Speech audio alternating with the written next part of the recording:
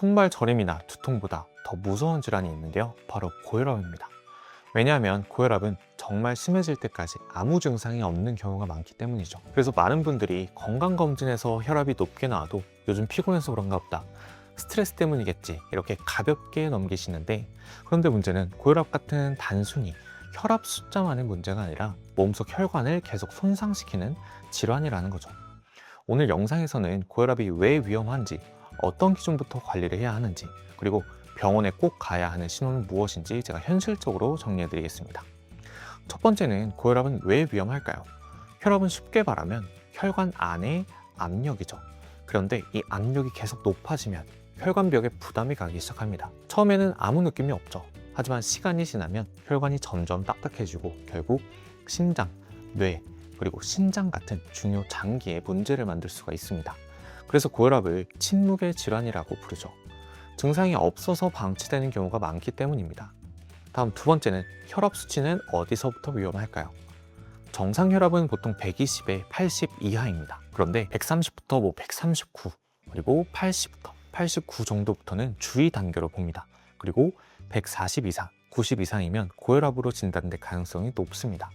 특히 중요한 건 한 번 높게 나왔다고 바로 확정되는 건 아니라는 거죠. 혈압은 긴장하거나 잠이 부족하거나 카페인을 마셔도 올라갈 수가 있습니다. 그래서 병원에서는 반복적으로 측정을 해서 판단하게 되죠. 세 번째, 증상이 없다고 안심하시면 안 됩니다. 많은 분들이 이렇게 말씀을 하십니다. 저는 아무 증상이 없는데요. 그런데 고혈압은 원래 증상이 없는 경우가 많습니다. 오히려 증상이 나타날 정도라면 이미 혈관 부담이 커진 상태일 수가 있습니다. 대표적으로 두통, 어지러움증, 뒷목 뻣뻣함, 가슴 답답함 같은 증상이 나타날 수 있지만 이 증상만으로 고혈압을 판단할 수는 없습니다. 그래서 더 중요한 건 장기적인 혈압 확인이 중요하죠. 네 번째는 특히 조심하셔야 하는 분들이 있는데, 가족 중에 고혈압이 있거나 흡연, 음주가 많거나 배달 음식, 짠 음식 섭취가 많거나 운동 부족, 복부 위반이 있는 경우 고혈압 위험이 더 높아집니다. 특히 우리나라 식습관은 나트륨 섭취가 높은 편이라 생각보다 혈압 영향을 많이 받습니다. 국, 찌개, 라면 국물, 젓갈류 같은 음식들을 자주 드시는 분들은 더 신경 쓰셔야 합니다. 다섯 번째, 고혈압이 무서운 이유는 합병증입니다. 대표적으로 뇌혈관이 막히거나 터지는 뇌졸중, 심장 혈관이 막히는 심근경색, 그리고 심부전, 신장 기능 저하 같은 문제들이 생길 수가 있습니다. 특히 혈압이 오래 높으면 혈관 손상이 누적되기 때문에 지금 괜찮다가 앞으로도 괜찮다는 의미는 아닙니다. 여섯 번째, 혈압약은 평생 먹어야 할까요? 이 질문 정말 많이 하십니다. 결론부터 말씀드리면 사람마다 다릅니다. 체중 감량, 식습관 개선, 그리고 운동으로 혈압이 좋아지는 경우도 있습니다. 하지만 이미 혈관 부담이 크거나 혈압이 지속적으로 높다면 약물 치료가 필요할 수가 있습니다. 중요한 건 임의로 약을 끊지 않는 것이죠. 혈압약을 먹다가 수치가 좋아졌다고 혼자 중단하는 경우가 있는데, 그렇게 되면 다시 급격하게 올라가는 경우도 있습니다. 반드시 의사와 상의하면서 조절하셔야 합니다. 일곱 번째는 집에서 혈압 측정할 때 중요한 기준입니다.